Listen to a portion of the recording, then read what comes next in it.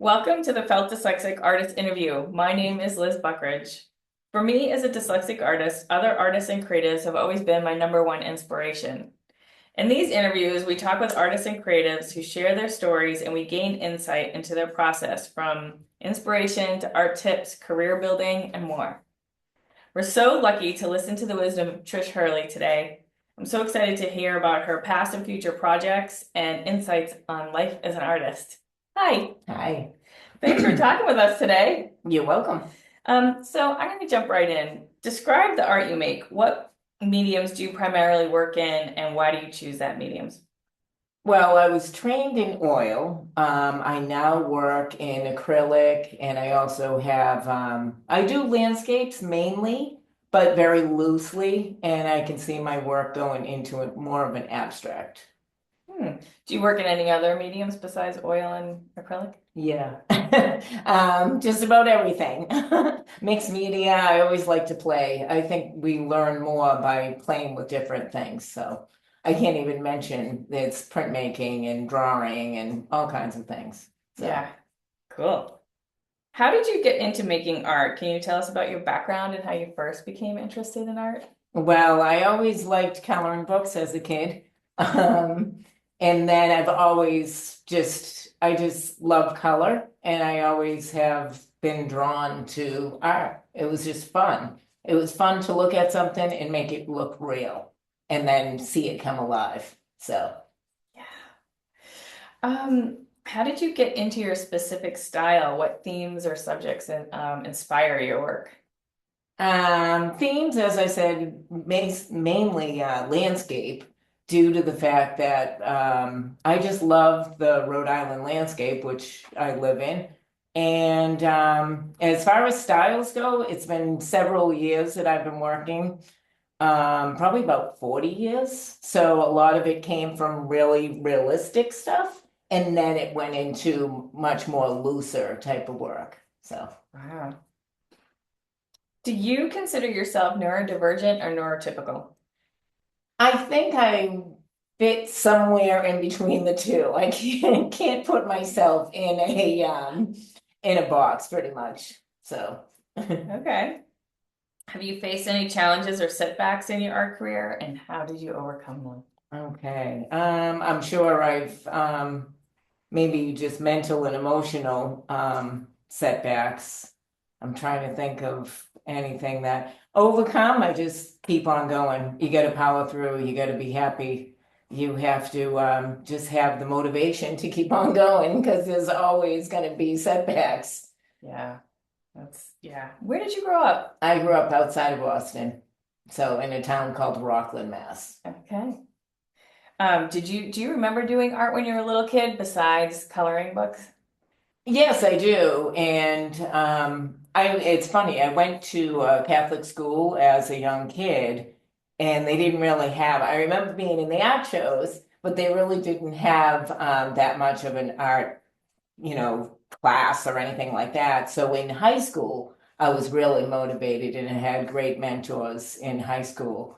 And then I went on to college with their guidance. So that was a good step. So. Nobody in my town does anything artistic, put it that way. Though it has grown, I should say. It has the community has grown into a more artistic. But when I was a kid, there was nothing. Do you have a favorite colorway for your art? And is the colorway or palette of your art the same or different as the colors in your house? I don't have any set color. Sometimes I go into certain colors that are more of a muted tone, which I enjoy. And then sometimes I love to be bright and cheery, and my house is very all over the place. Um, at some point in time, I want to just fill all the walls with art and just be happy. I like to have a collection of everybody's work. So it's a story. I think each painting, each art piece is a story behind it. And that's what I fill my house with. Same. Um, Describe the space where you make your art. Where are we? messy. Um, right now, I'm working in the Shady Lee Mill, and I really enjoy being here in an art community amongst everybody, and then seeing all the different artists and the different mediums. So it's very inspiring. Yeah, I love it here. Um, so you talked a little bit about how there wasn't a lot of art in your school system growing up, but how did your school system support your interest in art once you found the people that help? We had, like I said, elementary school. I went to eighth grade. In a Catholic school system. And then I went to public school, and that kind of opened up my art career. I had two very good drawing teachers, very strict. And I learned a lot of skills, and that paved the way for college and for other opportunities. Won a couple of high school awards and stuff like that. So I'm very grateful for them to open up my life because I didn't have things like that. Do you remember their names? Yeah, Donna Rossetti Bailey and Diane Carcati. So, and Donna and I are still friendly. She's a pastel artist and she's pretty amazing. And Diane had left before or halfway through my years were done, but we remained friendly too. So. That's awesome. It's nice. They were very good. How do you see your work evolving or changing in the future? What do you have planned? I kind of work in spurts. I I like to take time off, big chunks of time off, and then when I get motivated, I really just kind of go all out and I can't stop. I have dreams and I have, everything is wrapped around thoughts of me painting. So I kind of give myself a break. Right now, I'm fixing to get ready, as I would say. I just feel the motivation to do it, but once I just get started, I know it's going to be an all-out process for me. Sometimes I just can't stop. So, I love that. Is making art an emotional process for you or a strategic process? I would say more emotional. I really enjoy getting into painting or whatever. I dig deep into my emotions when I do work. So it's not too strategic. I wish I could think that way, but I can't. So it's more emotional. Yeah. Can you walk us through your creative process from idea to finished piece? I don't know that I can because just because I'm always doing things off the cuff. I usually start and it can go completely anywhere. I can go from one little piece and then I'll have several canvases on the wall that I'm working in and out of when I get inspired from one. So I wouldn't, I mean, there is a process. There's a inspiration at the very beginning, and there's kind of a big block in layout type of thing. And then there's kind of a getting lost in the situation and coming back out and looking at it and going, okay, I think I got something here. So I kind of leave myself, if I should say that. That's cool. How do you combine the art you love to make and the art you sell? It's one of the same almost. A lot of times I do have a representative, Joan Hayes at Fine Leaf Art, and her and I have worked together for about 25 years. I'm very grateful for her. And at the very beginning, we worked with small pieces because I said I couldn't go any further than the small pieces. And now I'm doing probably about 5 foot by 3 feet. So by working with her and doing so many, I have grown as far as my casual or my own work. So it kind of goes one and one, it's kind of evened out. So I would say my work is my enjoyment and my enjoyment is my work, if that answers that Yeah, question. that's awesome. That is very cool. So how do people find your art to purchase? And we'll put that information in the show notes. Do you have a website? I don't. I'm on Instagram. I'm also on Facebook, and also Fine Leaf is where you can find me, Fine Leaf Art. What's the Instagram and Facebook? I think it's Trish Hurley 12 without looking at my phone. I don't know. Okay, we'll find you.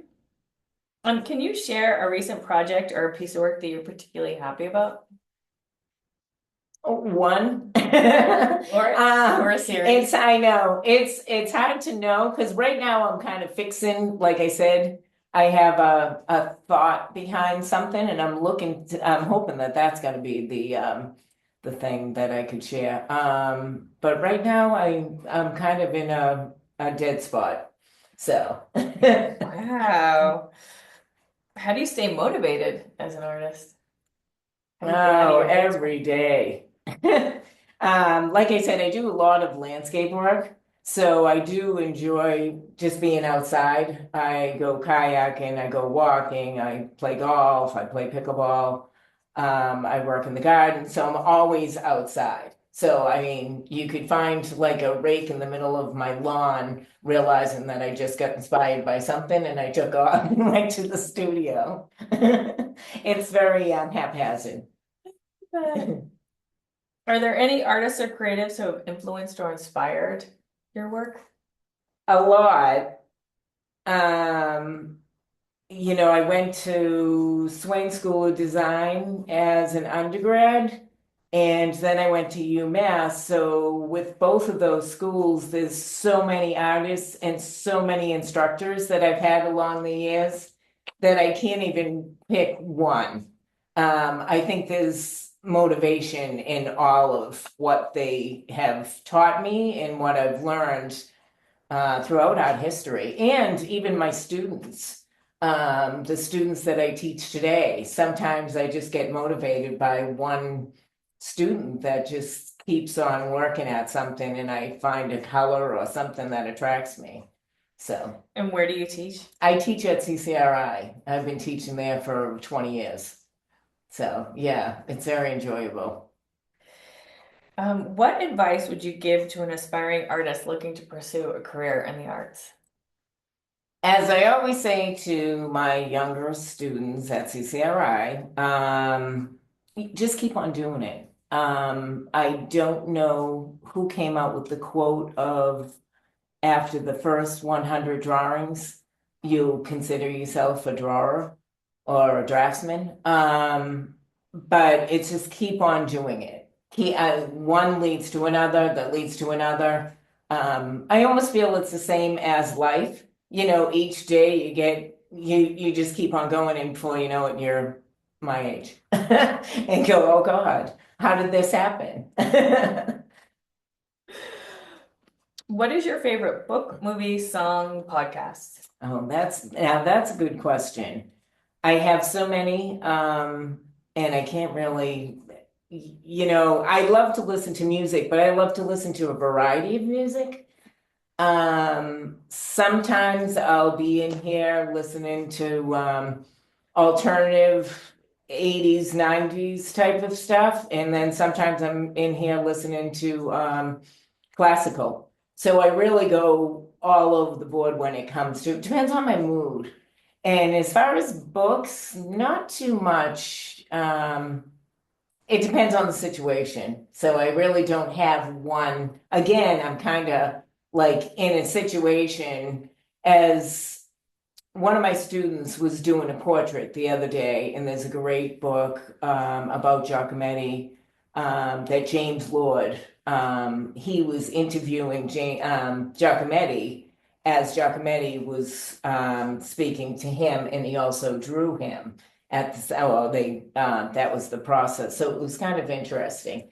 But those books just come into my head when the situation happens. So. Yeah.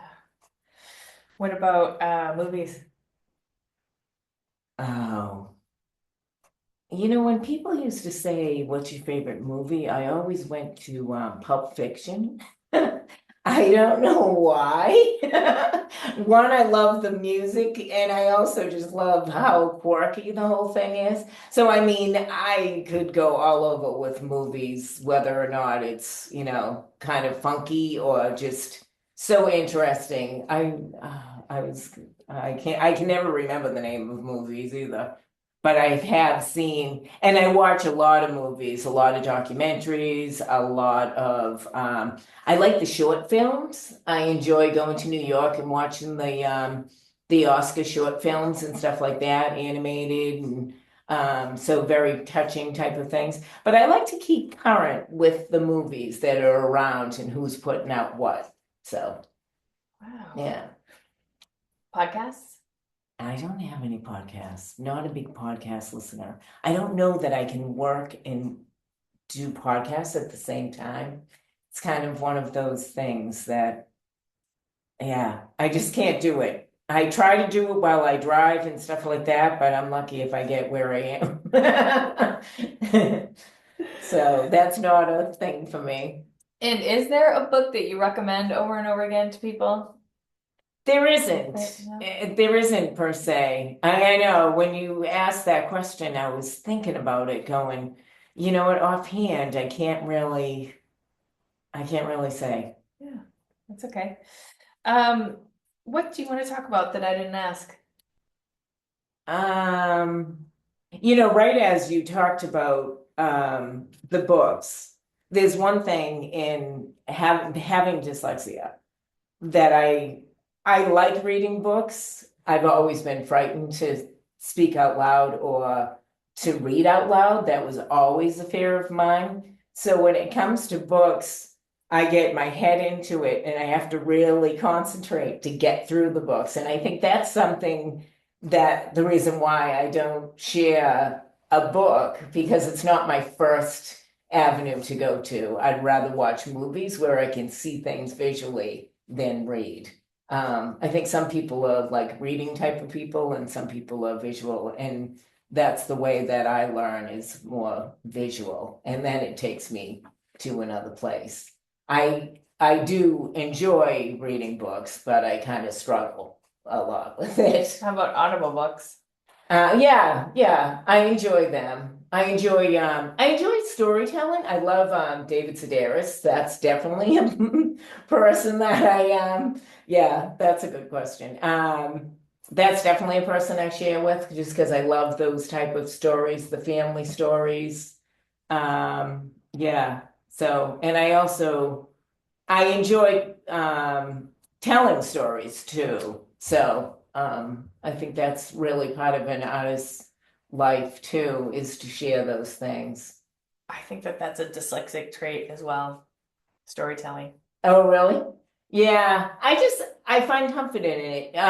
Listening to other people's story and that conversation as far as that. One thing that I do want to say is as I teach at CCRI, I usually tell the kids right out that I am, well, I say kids, young people, that I am dyslexic because I think it's comforting to them having so many learning disabilities. And I also feel it kind of covers me in case I slip up because everybody makes mistakes.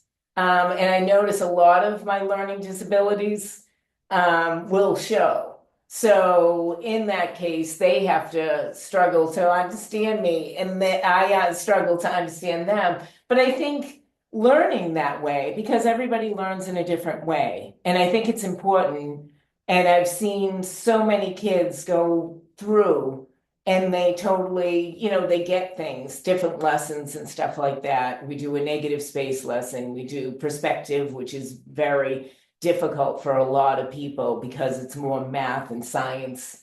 So it's I just find the range interesting in that you can't judge somebody by just one lesson. You have to kind of be open to those type of things. And that's how I learned, is a little bit of everything. And that's why I think I'm kind of vague with a lot of the questions, is because I just find interest in a lot of different things. So, Um, I try not to ask follow-up questions, but I have to. What do you teach at CCRI? I teach drawing. So it's all drawing? Yeah, Not yeah. painting or just No, drawing? no. I used to teach continuing ed at different places around town, and a lot of people still want me to do so. And I did plein air painting and all kinds of still life painting. But right now, I only teach drawing at CCRI just because I wanted to work on my own work more so. And I enjoy doing that, so it's good. It's really the gateway. That's how I learned value, and then the introduction of color and everything else is just so daunting. There's a lot to do. So if you kind of put your head together and just keep on doing whatever you're doing and follow that thread. I think that's really the most important thing to do. However you learn, whatever path you go on, it's very important that you make your own path. So, and we all do, and that's why we're individual. Wow, that's great. Thank you so much. You're welcome. Thanks for letting us into your studio today. It's awesome in here. I love it in here. I felt inspired for sure. You're very inspirational. Thank you. Your students are lucky. Thank you. Yeah, much love. And we'll see you next time. Yay! Thanks.